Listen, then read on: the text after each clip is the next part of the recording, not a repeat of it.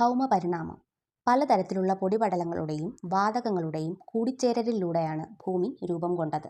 വളരെ ഉയർന്ന താപനിലയുള്ള പരുക്കൻ പാറകളാൽ മാത്രം നിർമ്മിതമായ ഒരു തരിശായ ഗോളമായിരുന്നു ഒരു ഘട്ടത്തിൽ ഭൂമി. പ്രധാനമായും ഹൈഡ്രജൻ, ഹീലിയം എന്നീ വാതകങ്ങൾ ഉൾപ്പെട്ട നേർത്ത അന്തരീക്ഷം മാത്രമായിരുന്നു അന്ന് അതിനുണ്ടായിരുന്നത്. ഭൂമിയുടെ ഘടന എന്ന് പറയുന്നത് പാളികളായിട്ടുള്ളതാണ്. ഭൂമിയുടെ ഏറ്റവും പുറം പാളി മുതൽ ഭൂമിയുടെ കേന്ദ്രം വരെ പദാർത്ഥങ്ങൾ വിതരണം ചെയ്തിരിക്കുന്നത് ഒരു ഏകീകൃതമായ രീതിയിലല്ല. ഭൂമിയുടെ ഉപരിതലം മുതൽ ഭൂമിയുടെ കേന്ദ്രം വരെ വ്യത്യസ്തമായ സ്വഭാവമുള്ള വ്യത്യസ്ത പാളികളാണ് ഉണ്ടായിരുന്നത്. സാന്ദ്രതയുടെ കാര്യം പറയുമ്പോൾ അന്തരീക്ഷത്തിൽ കാണുന്ന വസ്തുക്കൾക്കാണ് സാന്ദ്രത ഏറ്റവും കുറവ്.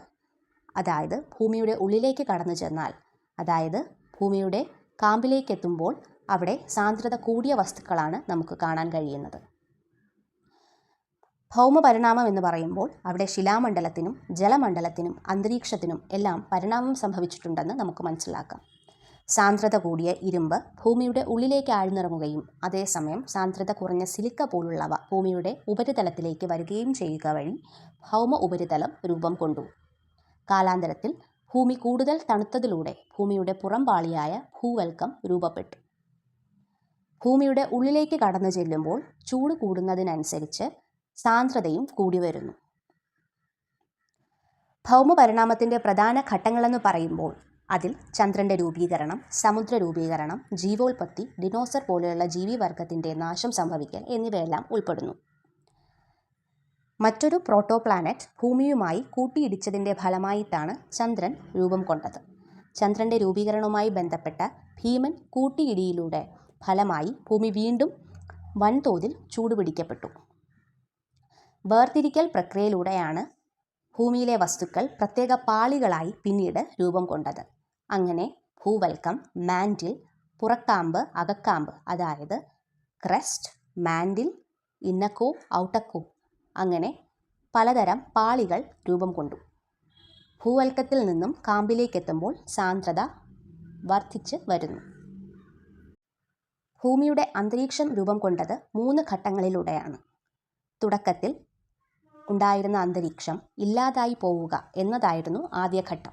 അതായത് തുടക്കത്തിൽ ഉണ്ടായിരുന്ന ഹൈഡ്രജൻ, ഹീലിയം എന്നിവ അടങ്ങിയ അന്തരീക്ഷം സൗരക്കാറ്റുകളാൽ ഇല്ലാതായി പോയി. ഇതാണ് ആദ്യഘട്ടം.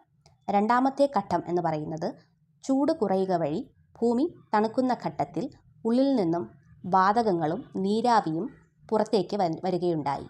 ഇത് അന്തരീക്ഷത്തിൻ്റെ പരിണാമത്തിന് കാരണമായി. നീരാവി, ammonia, carbon dioxide, methane തുടങ്ങിയവയും വളരെ നേരിയ തോതിൽ ഓക്സിജനും ഉൾപ്പെട്ട അന്തരീക്ഷം പിന്നീട് രൂപം കൊണ്ടു. ഭൂമിയുടെ ഉള്ളിൽ നിന്നും പലതരത്തിലുള്ള വാതകങ്ങളും നീരാവിയും മോചിപ്പിക്കപ്പെടുന്നതിനെ ഡീഗ്യാസിംഗ് അഥവാ വാതകമോചനം എന്ന് വിളിക്കുന്നു.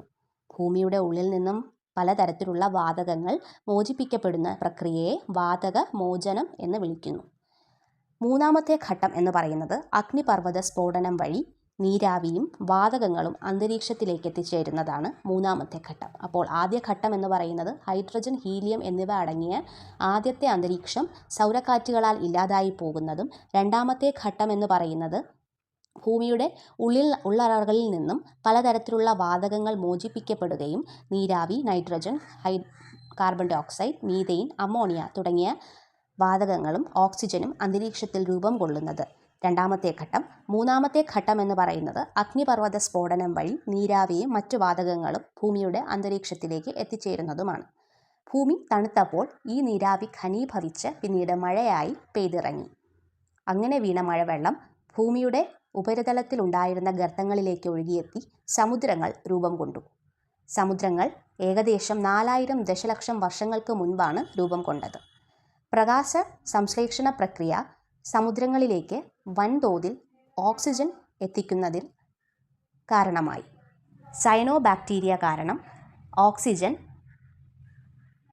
ഒരുപാട് ഉണ്ടാക്കുകയും അത് സമുദ്രത്തിൻ്റെ ഘടന മാറുന്നതിൽ സഹായിക്കുകയും ചെയ്തു.